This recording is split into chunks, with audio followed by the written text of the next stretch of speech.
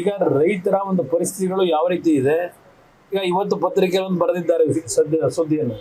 ಒಬ್ಬ ರೈತ ಸಾಲ ಮಾಡಿ ಆ ಸಾಲ ತೀರಿಸ್ಲಿಕ್ಕಾಗದೆ ಆ ರೈತನ ಪತ್ನಿ ಮತ್ತು ಮಕ್ಕಳನ್ನ ಇವತ್ತು ಸೆರೆ ಮಾಡಿ ಇಟ್ಕೊಂಡಿರ್ತಕ್ಕಂಥದ್ದು, ಸಾಲ ಕೊಟ್ಟವನು ಹಿಂಸೆ ಕೊಡ್ತಾ ಇರತಕ್ಕಂಥದ್ದು ಒಂದು ವಿಷಯ ಇವತ್ತು ಪ್ರಸ್ತಾಪ ಆಗಿದೆ.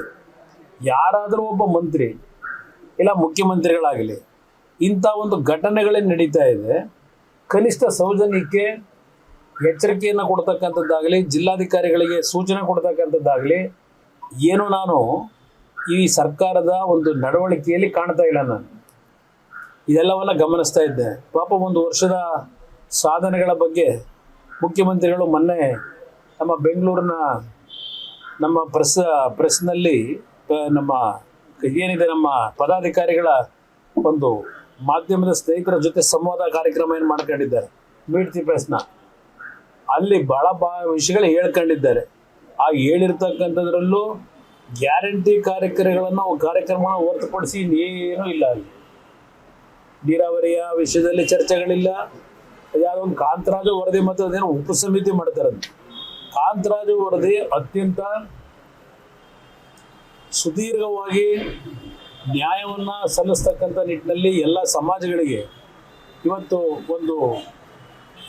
ಆ ಒಂದು ವರದಿಯ ಮುಖಾಂತರ ನ್ಯಾಯವನ್ನು ಕೊಡಿಸ್ತಕ್ಕಂಥದ್ರಲ್ಲಿ ಪಾರದರ್ಶಕವಾಗಿ ಅತ್ಯಂತ ಸುದೀರ್ಘವಾದಂಥ ರೀತಿಯಲ್ಲಿ ಮಾಹಿತಿಗಳನ್ನು ಸಂಗ್ರಹ ಮಾಡಿದರೆ, ಉಪಸಮಿತಿ ಮಾಡೋದೇನು ಅವಶ್ಯಕತೆ ಇದೆ? ಅದರಲ್ಲಿ ಸಂಪೂರ್ಣವಾದಂಥ ಒಂದು ಪಾರದರ್ಶಕವಾಗಿ ಅವರು ವರದಿ ಕೊಟ್ಟಿದ್ರೆ ಉಪಸಮಿತಿಯಿಂದ ಏನು ತಗೋತೀರಿ?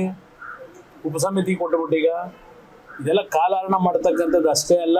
ಮುಖ್ಯಮಂತ್ರಿಗಳ ಈ ನಡವಳಿಕೆ ನೋಡಿದ್ರೆ ಇಷ್ಟು ವರ್ಷದ ರಾಜಕೀಯದ ಅನುಭವ ಇರತಕ್ಕಂಥ ಈ ಒಂದು ಮುಖ್ಯಮಂತ್ರಿಗಳಾಗಲಿ, ಈ ಒಂದು ಮಂತ್ರಿಮಂಡಲದಲ್ಲಿ ನಾಡಿನಲ್ಲಿ ಇರ್ತಕ್ಕಂಥ ಸಮಸ್ಯೆಗಳ ಬಗ್ಗೆ ಇವರು ಯಾರಿಗೂ ಏನೂ ಚಿಂತೆ ಇಲ್ಲ.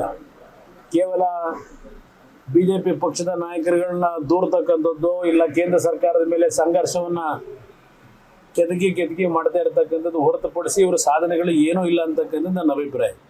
ಬೆಂಗಳೂರಿನಿಂದ ಮಂಗಳೂರುವರೆಗೆ, ಬೀದರ್ನಿಂದ ಚಾಮರಾಜನಗರದವರೆಗೆ ನಿಮ್ಮ ಸುದ್ದಿ ನಿಮ್ಮದೇ ಭಾಷೆಯಲ್ಲಿ. ಕರ್ನಾಟಕ ತಕ್.